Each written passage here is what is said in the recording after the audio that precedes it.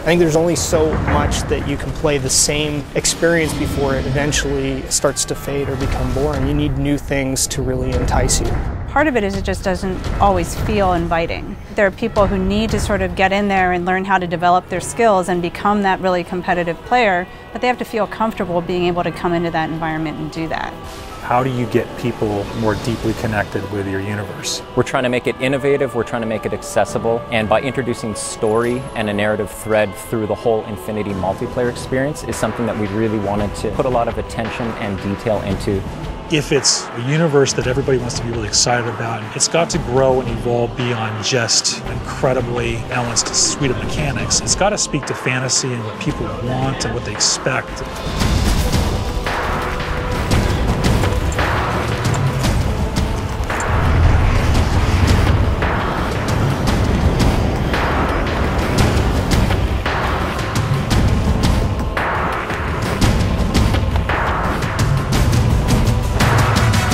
A lot of what makes Halo 1's multiplayer very memorable was actually the experience that people had. The sneaker net mentality of people running around with their Xboxes and plugging them into each other so we could all play online multiplayer together. I mean, that was such a communal time. It was fabulous. You can't just look at the game by itself. You have to look at where the world was at that point in time, right? You have to look at what other offerings were available and the sort of new trails that it was blazing. It definitely pioneered multiplayer and certainly on live.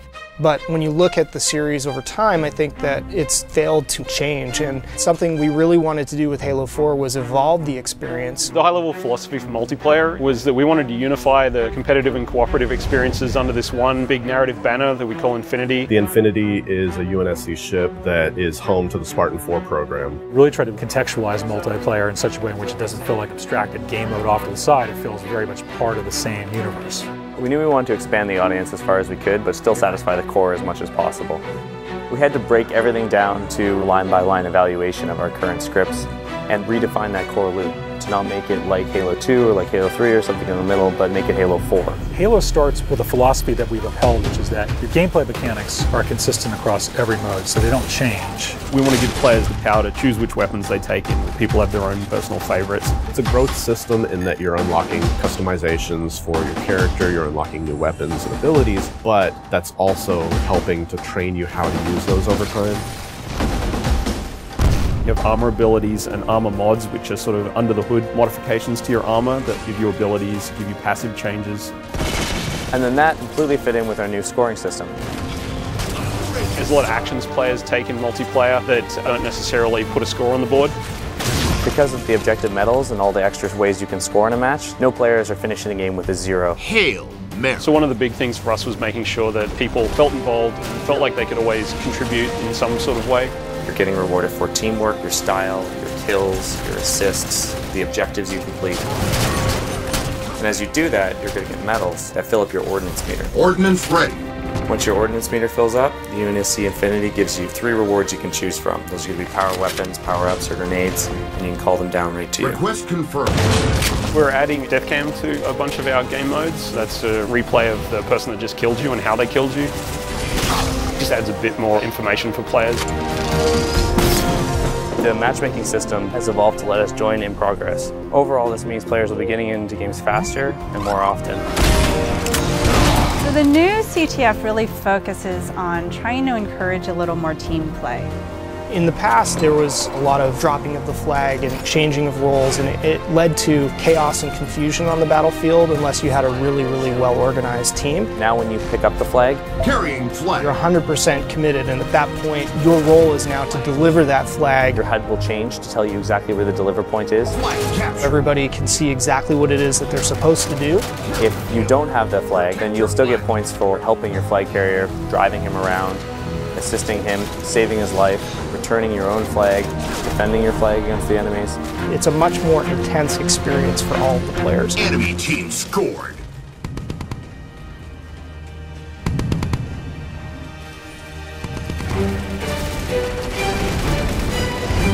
Probably the biggest focal change is that we're trying to build more vehicle-friendly maps, and then to go with that, we've got a new mode called Dominion. Dominion is everything we loved about big team battle mixed with objective-based gameplay.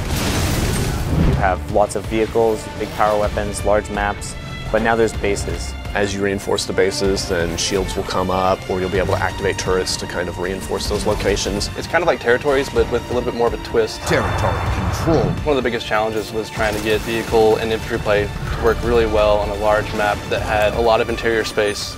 In Longbow, for example, all the bases in Dominion are fully thought out features in the map, and that really lets you get that break-in and defend gameplay.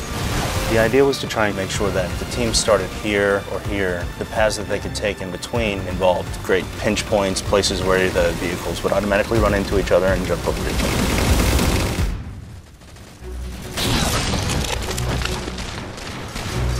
Whenever we start a space, we need to concentrate on a few key things. One is that there's distinct landmarks everywhere you look, so you can orient yourself and you never get lost while you're playing. Two is that whenever you're moving from location to location, if you're jumping across a gap, that none of those jumps feel frustrating. So for instance, floods are a replacement for infection, and players have higher jump height. Infected. We needed to make sure that we could make a map that you're always going to hit your target, you're always going to be able to move around smoothly. Flood is a spiritual successor to Infection. We knew how popular this mode was, we knew it had a lot to live up to, so we didn't want it to just be a Slayer variant anymore. The ground up, it's a new script, it's its own mode now. And now when you're Flood, you get this new character model, you get a big claw, which you can completely slice the survivors in half with. If you look at the model, there's a set of fingers gripping the top of it. The idea being it's kind of been an explosive growth. As soon as they get infected, it just kind of pops out of them. There's like little teeth inside now. Survivor. In addition to all of the new elements that we're adding to Halo 4 multiplayer, we're bringing back and improving a bunch of old favorites. We're bringing back King of the Hill and Oddball. With Oddball, we also wanted to incorporate all the elements of our new scoring system. We were looking for ways to make it a team-based experience like never before. Instead of just running away and hiding, now players get points for passing, catching, intercepting the ball. It completely changed the landscape. We're working with Certain Affinity to build content for multiplayer. It's a pretty huge undertaking. Certain Affinity has a great history with 343. We worked with them on the Defiant map pack, and just recently with Halo Anniversary. In particular for this project, what they're doing for us is our 10 multiplayer maps, 3 of those are Forge. And one of those maps will have a Griffball core in it. Gain the lead. Forge is our toolset that allows players to customize their own levels. So we give multiple spaces that each have unique components that you can kind of mix and match to make your own layouts. We felt like a previous permutation of Forge wasn't necessarily the most accessible. The biggest thing for us was trying to increase the speed at which you can build things. We have a lot of new components. First is a magnet system, which makes it easier to line up pieces to each other. You see these little guys over here. These are hand-placed magnet points. Based on these points, you toggle it in the game and you can actually snap pieces together. Another thing that we have is the duplicate object tool. So if someone has a crazy idea, you can just place something. Oh, I have a mongoose. I can make 6 more of those. A lot of the criticism we got for past Halos was that Forge is all well and good, but the whole thing looks gray, it just doesn't look realistic. What you notice in Reach, for instance, is that the objects sitting next to each other don't know about each other at all from a lighting perspective. Now there's shadows cast on the pieces that you placed. I can place a block sort of anywhere I want, and they'll just sit there. There'll be no shadow on the ground. It'll look kind of like it's floating, even though it's actually quite close to the ground. But then if I turn the lighting on, boom, you instantly get a shadow there. There's going to be things out there where we just end up scratching our heads being like, how did someone do that?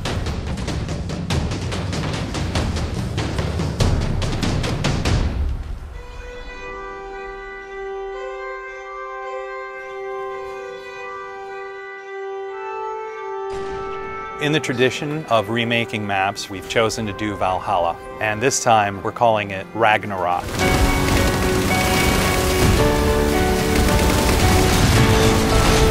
It is almost identical to the original layout of Valhalla. We fine-tuned things for jetpack and things like that. But the biggest change to this map is the addition of the Mantis. Mantis is probably the biggest new sandbox toy we have this time around. When you walk up to it, you'll see it sitting on the floor, and so you hop in this hatch in the back. On its right hand, it's got an enormous UNSC chain gun, and then on the left side, it's got a 5-canister rocket pod. You can use both weapons at the same time, and the rocket pod itself, you can charge up and actually fire all 5 rockets at once.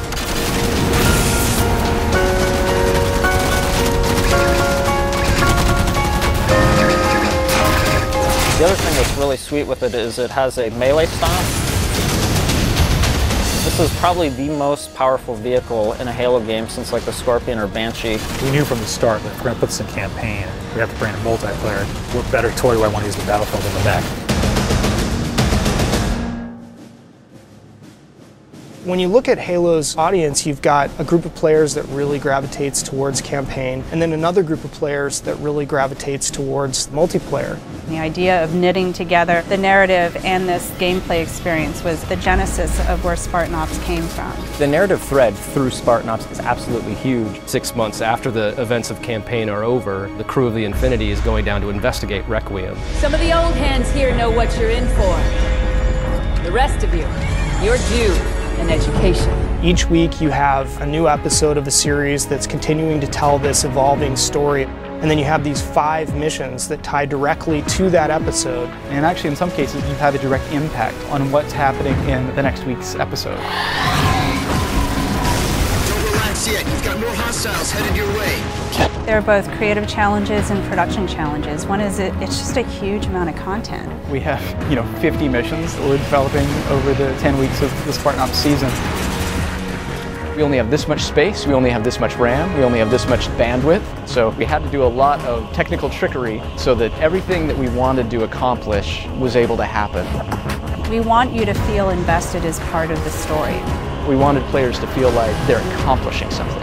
You rise up through the ranks, and once you get up to 50, we have what are called specializations. Specializations are kind of the end game for your Spartan career. Each specialization has an armor set, a bunch of emblems, an armor skin, and probably the biggest thing is that you can also unlock an extra armor mod. You can actually have a little gameplay item. Are you a vehicle guy? Are you a sniper? Are you someone who wants to level up faster? We actually have a mod that lets you earn XP a bit faster. It's more about specializing how you play at that point rather than the core gameplay mechanics being modified. So all the choices that you're making carries into the Spartan Ops experience. I'm going to tune in every week. We'll experience the story together for the first time as friends, and then we'll go play together as friends. And so this sort of new version of the water cooler. Spartan Ops will be one of those pinnacle moments for us in the franchise of creating new expectations for gamers and really delighting people with just great new functionality.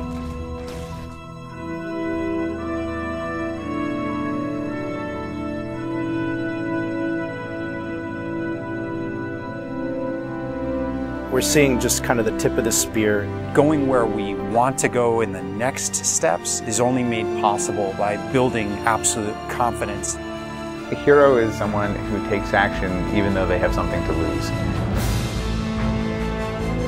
You gotta have the gumption.